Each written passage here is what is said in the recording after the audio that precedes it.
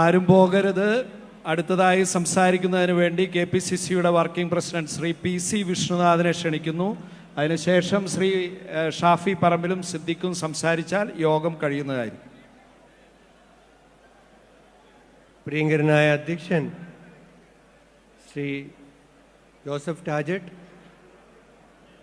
ആദരണീയനായ ഈ മഹാസമ്മേളനം ഉദ്ഘാടനം ചെയ്ത നമ്മുടെ എല്ലാം പ്രിയങ്കരനായ നേതാവ്, അഖിലേന്ത്യാ കോൺഗ്രസ് കമ്മിറ്റിയുടെ സംഘടനാ ചുമതലയുള്ള general secretary Shri KC Venugopal അവർകൾ, വർക്കിംഗ് പ്രസിഡന്റുമാരായ പ്രിയപ്പെട്ട ശ്രീ AP അനിൽകുമാർ, ശ്രീ ഷാഫി പറമ്പിൽ MP, നമ്മുടെ ജില്ലയുടെ ചുമതലയുള്ള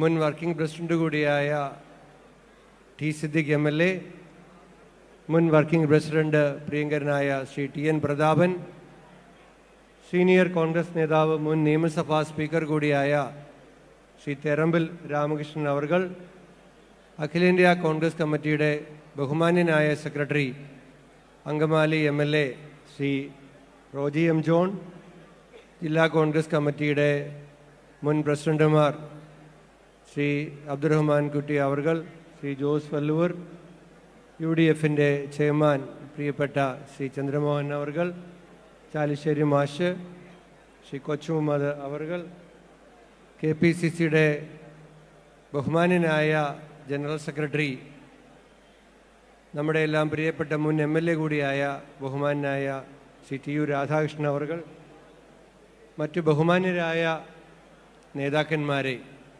ദീർഘമായ ഒരു സംസാരത്തിന് മുതിരുന്നില്ല. വലിയ ആത്മവിശ്വാസം നൽകുന്ന ഒരു സമ്മേളനമാണ്. യഥാർത്ഥത്തിൽ നമ്മുടെ തദ്ദേശ സ്വയംഭരണ സ്ഥാപന തെരഞ്ഞെടുപ്പുകളുടെ പ്രചാരണ പ്രവർത്തനങ്ങളുടെ ഔദ്യോഗിക ഉദ്ഘാടനമായി കൂടി മാറിയിട്ടുണ്ട് എന്നുള്ള കാര്യത്തിൽ യാതൊരു സംശയവുമില്ല. ഒരു സംശയവും വേണ്ട. ശ്രീ KC വേണുഗോപാൽ സൂചിപ്പിച്ചതുപോലെ കഴിഞ്ഞ തവണ നേരിയ വ്യത്യാസത്തിൽ നഷ്ടപ്പെട്ട തൃശ്ശൂർ കോർപ്പറേഷൻ നമ്മൾ തിരിച്ചു പിടിക്കാൻ പോകുന്നതിൻ്റെ തുടക്കമായിട്ട് ഈ സമ്മേളനം മാറും. ഈ ജില്ലയിലെ ബഹുഭൂരിപക്ഷം പഞ്ചായത്തുകളും മുനിസിപ്പാലിറ്റികളും ബ്ലോക്ക് പഞ്ചായത്തുകളും ജില്ലാ പഞ്ചായത്തും നമുക്ക് പിടിച്ചെടുക്കാനും അതിനുശേഷം ഈ ജില്ലയിൽ പരമാവധി നിയമസഭാ സീറ്റുകൾ നമുക്ക് വിജയിക്കാനും കഴിയും. അപ്പോൾ നമുക്ക് കേരളത്തിൽ അധികാരത്തിൽ വരാനും കഴിയും എന്നുള്ള കാര്യത്തിൽ യാതൊരു സംശയവുമില്ല. കോൺഗ്രസിൻ്റെ പ്രസക്തി ഓരോ ദിവസവും ജനങ്ങൾക്ക് വ്യക്തമാകുന്ന സാഹചര്യങ്ങളിൽ കൂടിയും സന്ദർഭങ്ങളിൽ കൂടിയാണ് രാജ്യം കടന്നു പോകുന്നത്. ഇവിടെ ശ്രീ KC വേണുഗോപാൽ ഈ സമ്മേളനം ഉദ്ഘാടനം ചെയ്തു. അദ്ദേഹം ചേർത്തലയിലെ കന്യാസ്ത്രീ മഠത്തിൽ ചെന്നപ്പോൾ അവിടുത്തെ കന്യാസ്ത്രീ അമ്മമാർ അദ്ദേഹത്തോട് സംസാരിക്കുന്നത്, അദ്ദേഹത്തോട് നന്ദി പറയുന്നത് നമ്മൾ മാധ്യമങ്ങളിലൂടെ കേൾക്കുകയുണ്ടായി. ആ കന്യാസ്ത്രീ അമ്മമാരെ ഛത്തീസ്ഗഡിലെ ജയിലിൽ അടച്ച സമയം മുതൽ അഖിലേന്ത്യാ കോൺഗ്രസ് കമ്മിറ്റിക്ക് വേണ്ടി അദ്ദേഹം നിരന്തരമായി പ്രവർത്തിക്കുകയുണ്ടായി. പാർലമെന്റിൽ ശ്രീ KC വേണുഗോപാൽ തന്നെയാണ് ഈ വിഷയം ഉന്നയിച്ചത്. അദ്ദേഹം നമ്മുടെ പ്രിയങ്കരനായ കോൺഗ്രസ് അധ്യക്ഷനും രാഹുൽ ഗാന്ധിയും പ്രിയങ്ക ഗാന്ധിയും ഷാഫി അടക്കമുള്ള MPമാർ, നമ്മുടെ പ്രിയങ്കരനായ MP ശ്രീ ബെന്നി ചേട്ടൻ അടക്കം ആദ്യ ദിവസം തന്നെ അവിടെ ദുർഗയിലെ ജയിലിലെത്തി. ആദ്യ ദിവസം തന്നെ നമ്മുടെ പ്രിയങ്കരനായ MLA റോജി M. ജോൺ അവിടെ എത്തി. അതിനുശേഷം ഛത്തീസ്ഗഡിലെ PCCയുമായി ബന്ധപ്പെട്ട് പാർലമെന്റിലും പുറത്തും അവരുടെ മോചനത്തിന് വേണ്ടിയിട്ടുള്ള സാമൂഹ്യ സമ്മർദ്ദം ഒരുക്കുന്നതിൽ കോൺഗ്രസ് പാർട്ടിയുടെ ദേശീയ നേതൃത്വം അദ്ദേഹത്തിൻ്റെ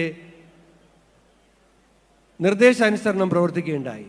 ഞാനിവിടെ അത് പറയാതെ പോകുന്നത് ശരിയല്ല. കാരണം തൃശ്ശൂരിലെ ജനങ്ങൾ ഈ കഴിഞ്ഞ ലോക്സഭാ തെരഞ്ഞെടുപ്പിൽ തെറ്റിദ്ധരിക്കപ്പെട്ട ജനതയാണ്. അതുകൊണ്ട് തന്നെ ഇതിന് തൃശ്ശൂരിൽ കൂടുതൽ പ്രസക്തിയുണ്ട്. തെറ്റിദ്ധരിക്കപ്പെട്ട ഒരു ജനസമൂഹമാണ് ഇവിടെ ഉണ്ടായിരുന്നത്. ഈ പ്രശ്നമുണ്ടായപ്പോൾ ഇവിടുത്തെ MP ആ ജയിലിൽ പോയോ? ആ കന്യാസ്ത്രീ അമ്മമാരെ കണ്ടോ? അവർക്ക് വേണ്ടി ഒരു വാക്ക് ഈ നിമിഷം വരെ സംസാരിച്ചിട്ടുണ്ടോ? നമ്മൾ ചിന്തിക്കണ്ടേ? നമ്മൾ വിലയിരുത്തണ്ടേ? റോജി എം ജോണിനെ കെട്ടിപ്പിടിച്ചുകൊണ്ട് ആ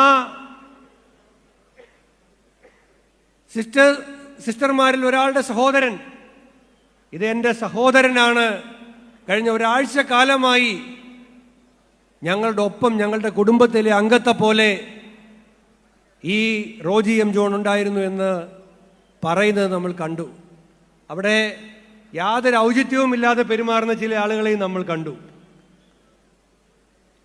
ആരോ പറയുന്നത് കേട്ടു, ദേശീയ അവാർഡ് പ്രഖ്യാപിക്കുന്നത് ഒരു ദിവസം വൈകിയിരുന്നെങ്കിൽ അതിലൊരാൾക്ക് ദേശീയ അവാർഡ് കിട്ടുമായിരുന്ന അഭിനയമാണ് അവിടെ കാഴ്ചവെച്ചത്. അതും ജനങ്ങൾ കാണുന്നുണ്ട്.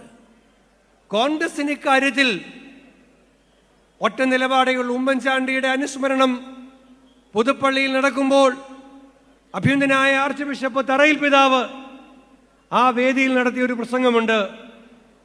അഭ്യുന്നതനായ തറയിൽ പിതാവ് പറഞ്ഞു, എപ്പോഴൊക്കെ ഈ രാജ്യത്തിന്റെ മതേതരത്വം ചോദ്യം ചെയ്യപ്പെടുമ്പോൾ, എപ്പോഴൊക്കെ ഈ രാജ്യത്തിന്റെ മതേതരത്വം അപകടത്തിലാകുമ്പോൾ ഞങ്ങൾ പ്രതീക്ഷയോടുകൂടി നോക്കുന്ന നേതാവാണ് ശ്രീ രാഹുൽ ഗാന്ധി എന്നാണ് അഭ്യുന്നതനായ ആർച്ച് ബിഷപ്പ് തറയിൽ പിതാവ് പുതുപ്പള്ളി ദേവാലയത്തിൽ വെച്ച് പ്രസംഗിച്ചത്. പിതാവിന്റെ വാക്കുകളെ ശരിവെക്കുന്ന പ്രവൃത്തിയാണ്. കോൺഗ്രസ് പാർട്ടി ഇക്കാര്യത്തിൽ രാഷ്ട്രീയ മുതലെടുപ്പിന് പോയതല്ല. റോജി എം ജോൺ പോയത് അങ്ങനെയല്ല.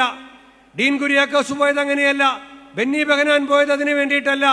ശ്രീ ഷാഫി പറമ്പിൽ അടക്കമുള്ള നമ്മുടെ എം പിമാർ അവിടെ പാർലമെന്റിൽ പുറത്തും അതിനുവേണ്ടി പ്രതിഷേധിച്ചതും ഒരു രാഷ്ട്രീയ മുതലെടുപ്പിനും വേണ്ടിയിട്ടല്ല. നമ്മുടെ എല്ലാ നേതാക്കന്മാരും, ശ്രീ ഹൈബി, കൊടിക്കുന്നിൽ സുരേഷ്, ശ്രീ പ്രേമചന്ദ്രൻ, ഫ്രാൻസിസ് ജോർജ്, അവരെല്ലാവരും അവിടെ പോയത് ഈ രാജ്യത്തിന്റെ മതേതരത്വം അപകടപ്പെടുമ്പോൾ ആ സംരക്ഷണ പോരാട്ടത്തിന്റെ ഭാഗമായിട്ടാണ്. ഇവിടെ ചില ആളുകൾ പറയുകയാണ്, ഞങ്ങൾ ഇടപെട്ടത് കൊണ്ടാണ് ജാമ്യം കിട്ടിയതെന്നാണ്.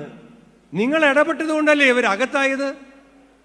ഈ നിരപരാധികളായ കന്യാസ്ത്രീ അമ്മമാരെ അകാരണമായി കള്ളക്കേസിൽ കുടുക്കി മനുഷ്യക്കടത്ത്, ഹ്യൂമൻ ട്രാഫിക്കിംഗ് അടക്കമുള്ള ജാമ്യമില്ലാത്ത വകുപ്പ് ചുമത്തി അവരെ ജയിലിലിട്ടിട്ട് പറയുകയാണ്, ഞങ്ങളാണ് ജയിലിൽ നിന്നും പുറത്തിറക്കിയത്. നാണമുണ്ടോ? മാനമുണ്ടോ? ഉളുപ്പുണ്ടോ?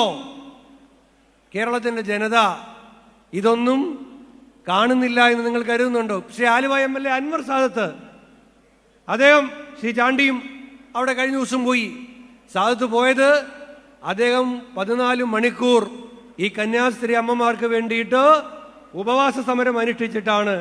അദ്ദേഹം ഉച്ച സമയത്ത് പള്ളിയിൽ, അന്ന് വെള്ളിയാഴ്ചയാണ്, നിസ്കരിക്കാൻ വേണ്ടി പോയപ്പോ അദ്ദേഹത്തിന് വേണ്ടിയിട്ട് ആ 1/4 മണിക്കൂർ ഉപവാസം ഇരുന്നത് ആലുവയിലെ കന്യാസ്ത്രീ അമ്മമാരാണ്.